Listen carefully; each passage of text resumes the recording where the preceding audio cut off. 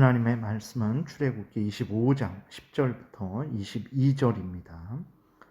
교독하겠습니다.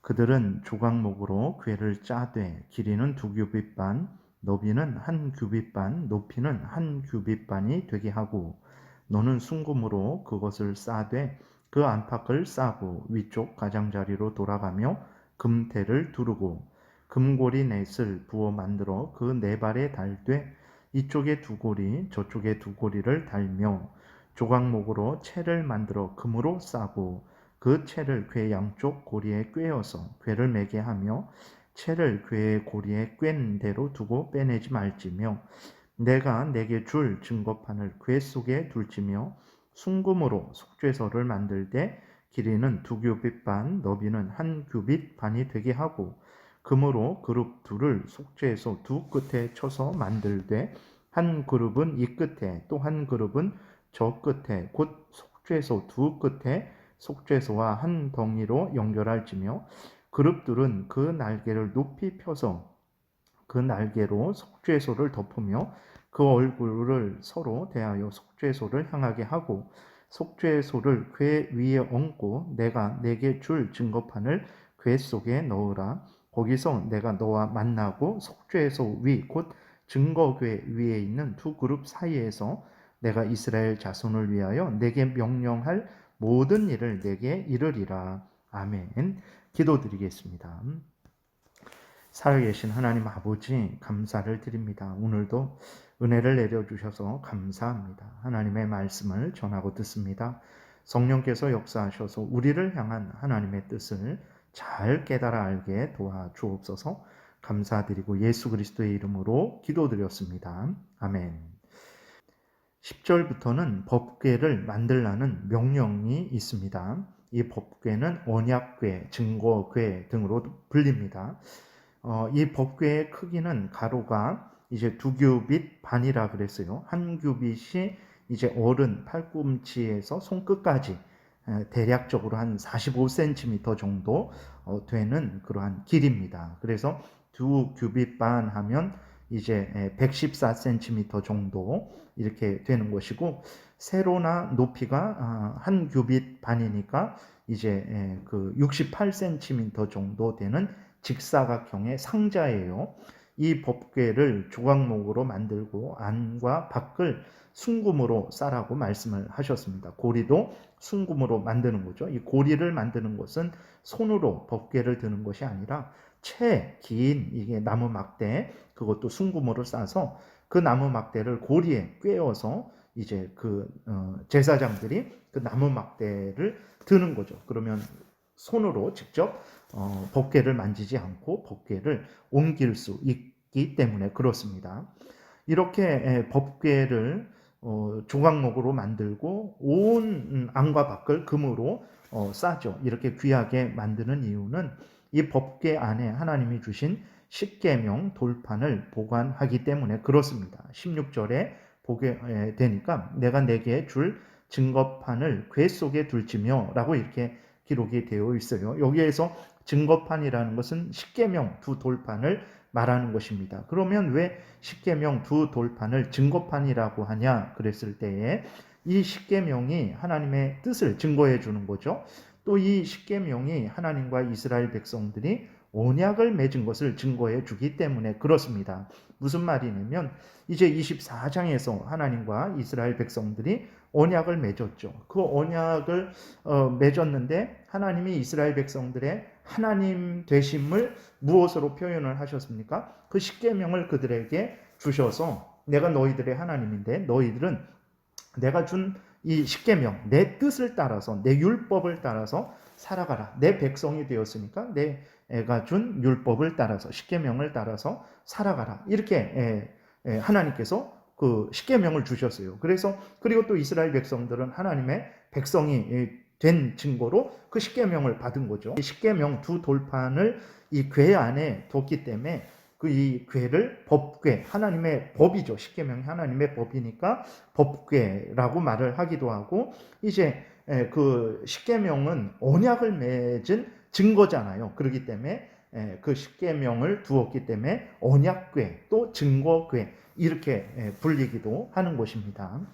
그 다음에 17절부터 보게 되면 속죄소에 대한 말씀이 있어요. 속죄소는 무엇이냐면 법궤의 뚜껑입니다. 그 크기는 속죄소와 딱 맞는 크기예요. 가로가 한 114cm 정도, 또 세로가 너비가 68cm 정도 되는 그러한 뚜껑이에요.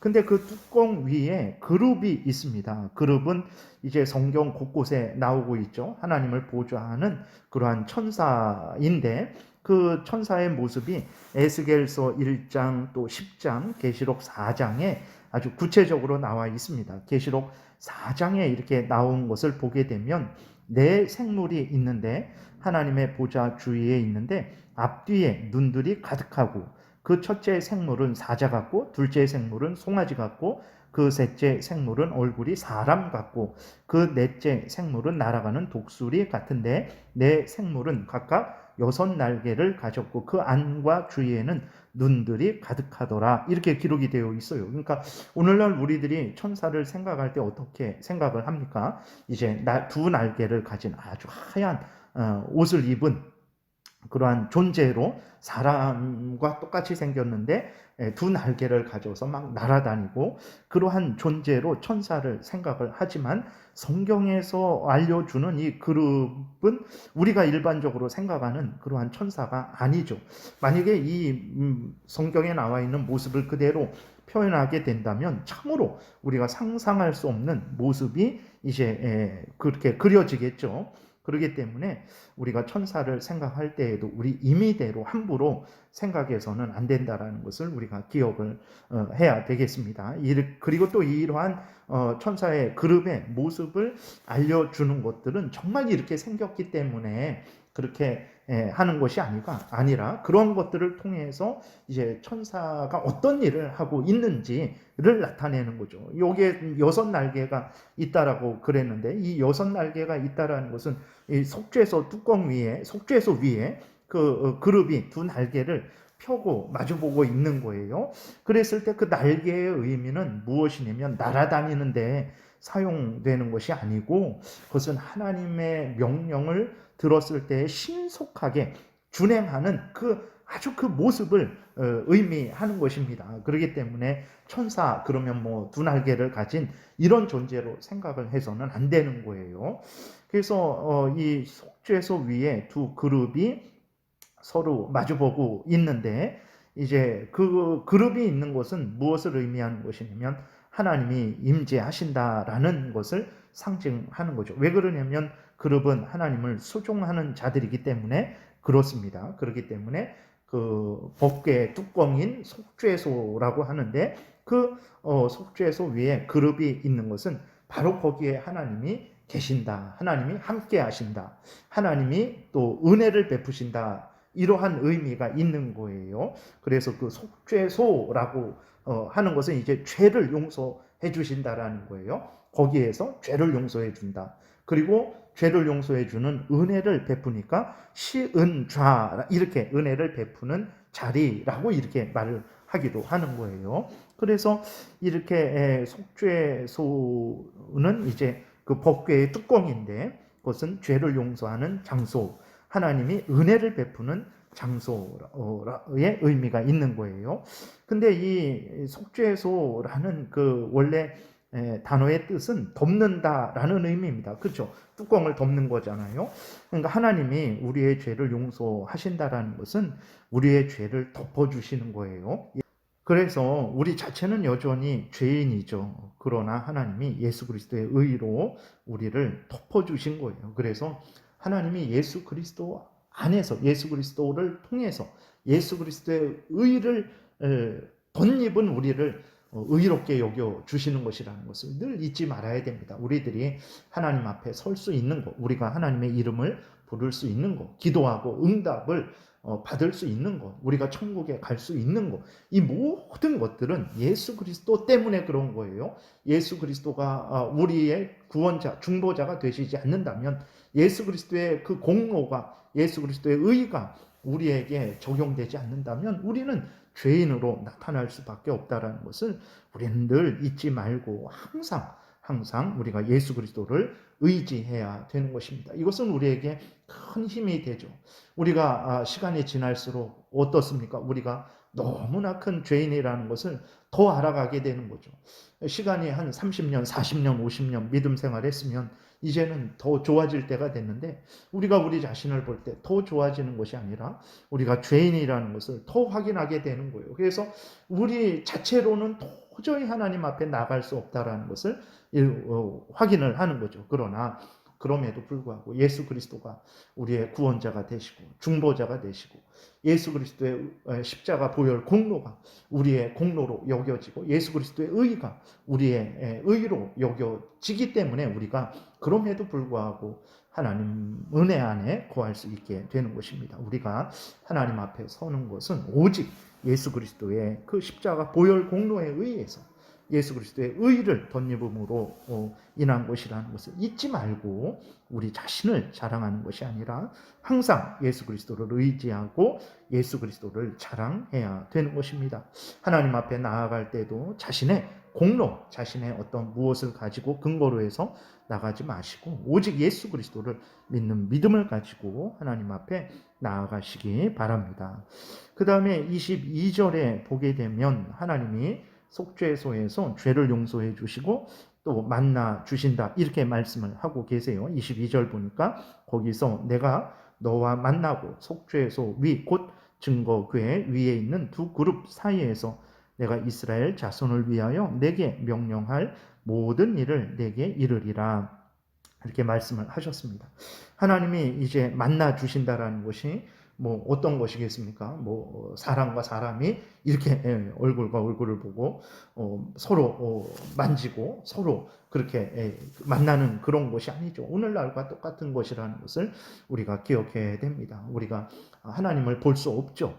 우리가 하나님을 만질 수 없습니다. 그러나 우리가 하나님 앞에 기도할 때, 또 우리가 예배를 드릴 때, 그리고 또 우리가 어느 곳에서 무엇을 할 때 항상 하나님은 우리와 함께 계시고 우리의 기도를 들으시고 응답하시고, 또 이렇게 기록된 하나님의 말씀을 통해서 우리에게 하나님의 뜻을 알려주시고 우리의 길을 인도해 주시는 거죠. 바로 그 하나님이 이스라엘 백성들을 만나 주신다고 했을 때 그것을 어떤 환상으로, 신비한 음성으로 꼭 그렇게 직접 봐야, 만져야, 들어야 이렇게 만나는 것으로 생각을 하지 마시고 오늘날과 똑같이 믿음으로 이스라엘 백성들을 만나 주셨다라는 것으로 이해를 하시면 되겠습니다. 그래서 대제사장이 이제 이 법궤가 있는 곳에는 지성소에 있죠. 그래서 성막은 이제 성소와 지성소로 있는데, 성소는 제사장들이 매일 들어가서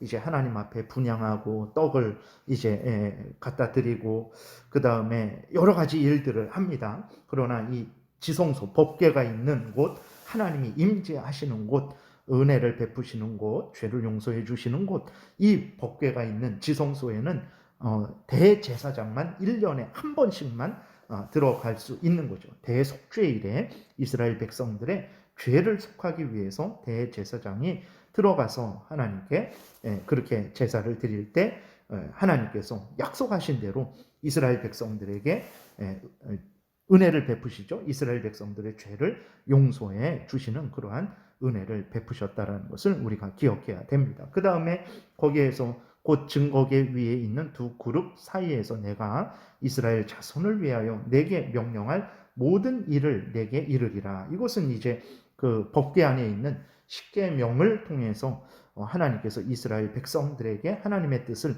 알리시겠다라는 그러한 의미예요. 그러니까 우리가 여기에서 살펴보듯이 십계명이라는 것이 이렇게 중요합니다. 하나님과 이스라엘 백성들의 그 언약을 증거하는 거예요. 그래서 하나님이 이스라엘 백성들의 하나님이고 이스라엘 백성들은 하나님의 자녀라는 것을 무엇이 증거합니까? 십계명이 증거하는 거예요. 십계명을 주신 것을 보니까 하나님은 우리 하나님이다. 십계명을 받은 것을 보니까 저 사람들은 우리는 하나님으로부터 받았으니까 우리는 하나님의 백성이다. 이것을 증거되는 것입니다. 오늘날도 마찬가지예요. 그리스도인이 정말 이렇게 그 하나님의 십계명을 이렇게 중대하게 생각을 해야 된다라는 것을 늘 기억하시기를 바랍니다. 그래서 그리스도인임에도 불구하고 십계명을 가볍게 생각하고 또 십계명에 관심도 갖지 않는 그러한 경우가 종종 있는데 완전히 잘못된 일이라는 것을 우리가 기억해야 되겠습니다. 그리스도인은 이제 하나님의 자녀죠. 그리스도를 통해서 예수 그리스도 안에서 예수 그리스도의 그 대속의 공로에 근거해서 하나님의 자녀가 됐어요. 그럼 하나님의 자녀면 당연히 하나님의 뜻을 따라 살아가야 되잖아요. 하나님이 하나님의 자녀들에게 알려주신 하나님의 뜻이 무엇입니까? 그게 십계명이라는 것을 우리가 잊지 말아야 되겠습니다. 그 다음에 중요한 것은 이제 이 법궤도 또 이 속죄소가도 이 모든 것들은 바로 예수 그리스도의 대속을 통한 죄 용서와 구원을 이제 알려주고 있다라는 것을 우리가 또 잊지 말아야 되는 것입니다. 그래서 이러한 모든 것들을 통해서 하나님이 구약의 이스라엘 백성들에게 이제 예수 그리스도를 통해서만 하나님과 교제할 수 있고 예수 그리스도를 통해서만 죄 용서함을 받을 수 있고 예수 그리스도를 통해서만 은혜를 받을 수 있다라는 것을 알려주셨어요. 구약의 이스라엘 백성들이 어떻게 예수 그리스도를 알았을까? 지금 이때는 예수 그리스도 오시기 1400년 전인데 어떻게 이들이 예수 그리스도를 알았을까? 이러한 것들을 통해서 성막과 성막에 있는 그러한 기구들, 그 다음에 성막에서 행하는 모든 그러한 제사들, 이러한 것들을 통해서 예수 그리스도를 이스라엘 백성들에게 하나님이 소개해 주셨다라는 것을 우리가 기억을 해야 되는 것입니다. 1m가 조금 넘죠.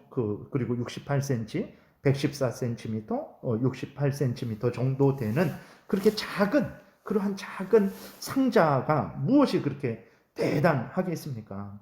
근데 이 상자를 하나님께서 사용하시고 또 이 상자 안에 이제 하나님의 법을 십계명을 거기에 넣으시고 또 그것을 통해서 하나님이 이스라엘 백성들에게 하나님의 뜻을 십계명을 통해서 또 알려주시고 또 언약이죠. 하나님께서 이스라엘 백성들의 하나님이 되고 이스라엘 백성들은 하나님의 백성이 되는 거죠.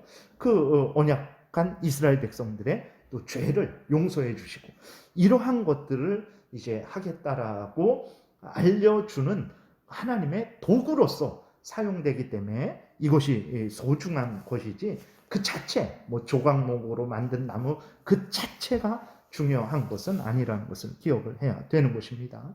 그 다음에 그것들은 이제 구약 때만 사용한 거예요. 오늘날에도 법궤를 찾으러 다니고 그런 거 해서는 안 됩니다. 하나님이 이렇게 성막과 성막에 있는 기구들 또 성막에서 행하는 그러한 제사들은 하나님이 구약의 이스라엘 백성들에게 예수 그리스도가 오시기까지만 사용하신 구약의 일시적인 그러한 방식이라는 것을 수단들이라는 것을 우리가 기억하고 오늘날에는 하나님께서 이 말씀을 통해서 또 세례와 성례를 통해서 또 기도를 통해서 우리에게 은혜를 내려 주신다라는 것을 우리가 깨달아 알고 우리가 하나님 앞에서 항상 말씀 중심 또 성례 중심 그 다음에 기도 중심으로 신앙생활을 해야 되는 것이고 그리고 이제 하나님께서 우리를 교회로 모이게 하시는 거죠. 그래서 교회로 곳곳에 하나님께서 예수 그리스도를 믿는 자들을 부르셔서 함께 교회로 모이게 하셔서 그 교회에서 하나님께 예배를 드리게 하시는 것입니다. 그렇기 때문에 그러한 차원에서 사용하시는 교회이기 때문에 우리가 교회를 소중히 알고 또 교회를 사랑하며 또 교회 중심으로 신앙생활을 해야 되겠습니다. 기도드리겠습니다. 살아계신 하나님 감사합니다. 오늘도 은혜를 내려주셔서 감사합니다. 항상 우리가 성경 말씀에서 알려주는 대로 믿고 따르도록 은혜 내려주시기를 바라고 예수 그리스도의 이름으로 기도드렸습니다. 아멘.